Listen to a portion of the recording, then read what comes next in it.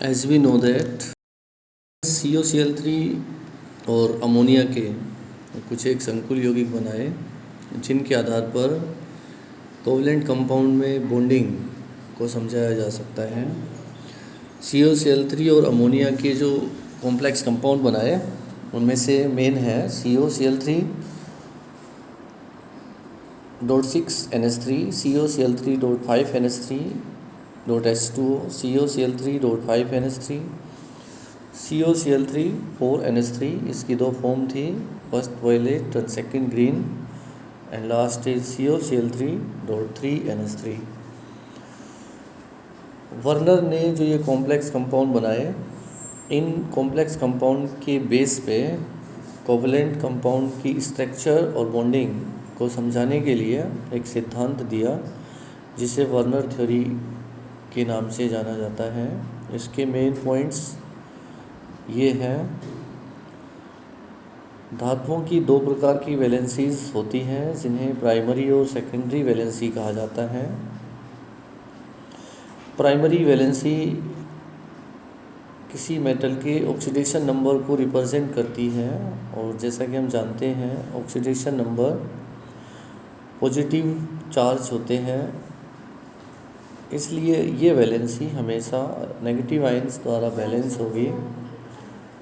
और प्राथमिक वैलेंसी से बने बंध इसीलिए आयनिक प्रकृति के होते हैं, और हम जानते हैं आयनिक यौगिक जल में विलयशील होते हैं, इसलिए इससे बंधित आयनों का परीक्षण हम जलीय विलयन से कर सकते हैं।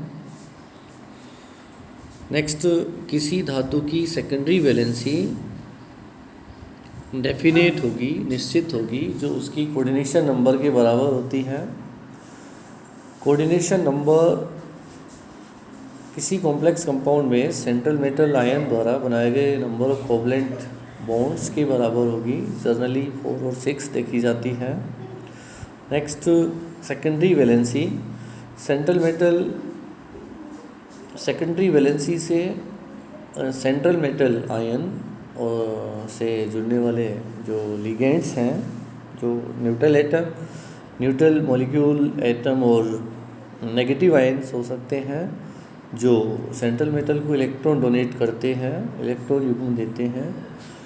इसलिए यहाँ पे जो बॉन्ड फॉर्मेशन होगा कोवलेंट टाइप का होगा। और नेक्स्ट, हमें पता है कि कोवलेंट बॉन्ड जल में टूटते नहीं हैं, इसलिए इससे जुड़ने वाले आयनों का टेस्ट हम जलीय विलयन से नहीं कर सकते हैं, और इसी कारण ये रिलीज़ भी नहीं हो पाते हैं मजबूत बंद होने के कारण। किसी यौगिक में एक साथ कोई ऋण आयन सेंट्रल मेटल की दोनों वैलेंसियों को वैलेंस कर सकता है, दोनों संयोजकताओं को, इट मीन्स प्राथमिक और द्वितीयक संयोजकताएं एक साथ वैलेंस की जा सकती है, लेकिन द्वितीयक संयोजकता से बना बंध अधिक मजबूत है, इसलिए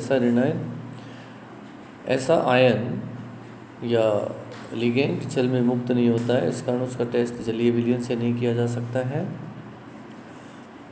प्राइमरी वैलेंसी नॉन डायरेक्शनल होती है, क्योंकि वो आयनिक प्रकार की होती है, आयनिक नेचर की होती है। इट मीन्स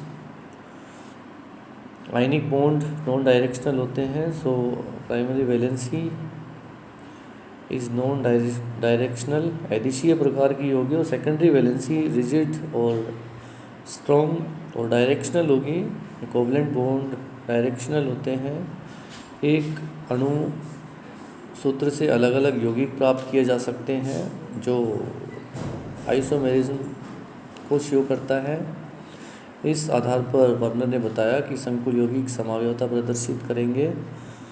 संकुल यौगिकों को लिखते समय सेंट्रल मेटल और लिगेंड को बड़े ब्रैकेट में लिखते हैं, जबकि प्राइमरी वैलेंसी से जुड़े हुए आयन को बड़े ब्रैकेट के बाहर लिखा जाता है, जिसे काउंटर आयन या प्रति आयन कहा जाता है। इस तरह से वर्नर ने जो सिद्धांत दिया उसके बहुत सारे एप्लीकेशंस हैं, जिसके आधार पर संकुल यौगिकों में बॉन्डिंग और उससे रिलेटेड बहुत सारी चीज़ों को एक्सप्लेन किया जा सकता है, जिसे नेक्स्ट डे एक्सप्लेन करेंगे।